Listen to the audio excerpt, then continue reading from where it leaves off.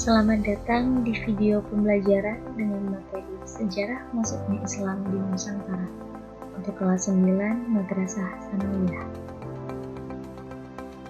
Disusun untuk memenuhi tugas pada mata kuliah pengembangan bahan ajar dan sumber belajar. Dosen pemangku Bapak Riza Faisal, MPD.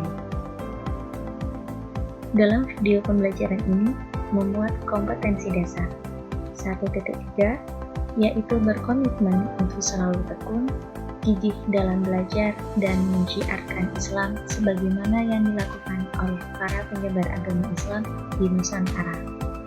3.1, yaitu menceritakan sejarah masuknya Islam di Nusantara melalui perdagangan, sosial, dan pengajaran. Selain kompetensi dasar, video pembelajaran ini memiliki tujuan pembelajaran, yaitu melalui video pembelajaran, peserta didik dapat menjelaskan sejarah masuknya Islam di Nusantara melalui perdagangan, sosial, dan pengajaran dengan benar. Untuk memperdalam pengetahuanmu, simaklah pemaparan materi berikut dengan seksama. Tahukah kamu proses masuknya Islam di Nusantara? Proses masuk dan berkembangnya agama Islam di Nusantara dilakukan dengan cara bertahap, sehingga penyebaran Islam di Nusantara tidak menimbulkan konflik. Dengan cara damai inilah, masuknya Islam disambut dengan baik oleh penduduk, baik dari kalangan raja maupun rakyat biasa. Lalu, apakah ada faktor lain? Ya, benar. Ada beberapa faktor di antaranya. Syarat masuk Islam sangat mudah. Mereka cukup mengucapkan 2 kalimat syahadat dengan penuh keimanan. Pelaksanaan ibadahnya pun sangat sederhana dan tidak mengeluarkan biaya. Islam juga tidak mengenal sistem kasta, maka hal inilah yang membuat Islam disambut dengan baik oleh masyarakat luas. Selanjutnya, ada 5 jalur penyebaran Islam di Nusantara. Apa saja? Mari simak penjelasan berikut ini. Yang pertama, jalur perdagangan.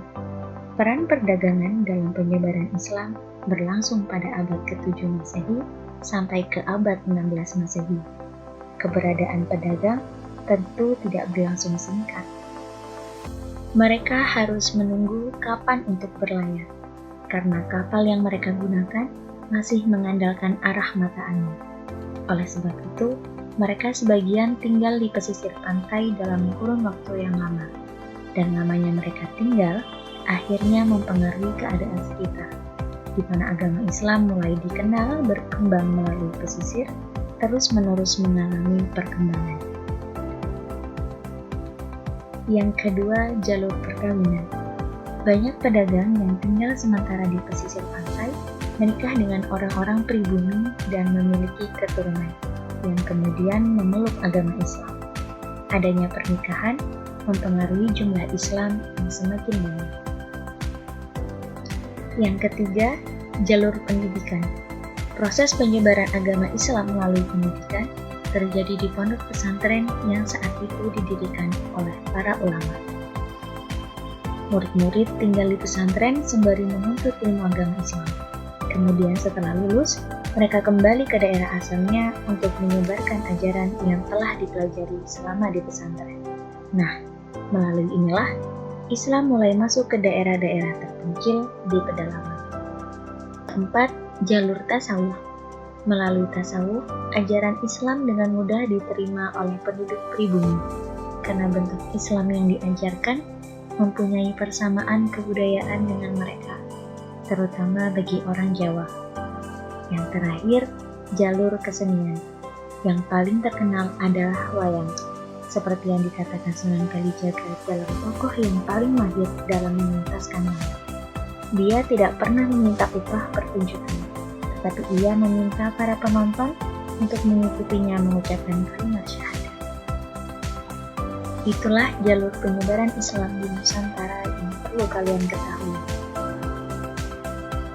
Teman-teman, kita tadi sudah belajar tentang sejarah masuknya Islam di Nusantara.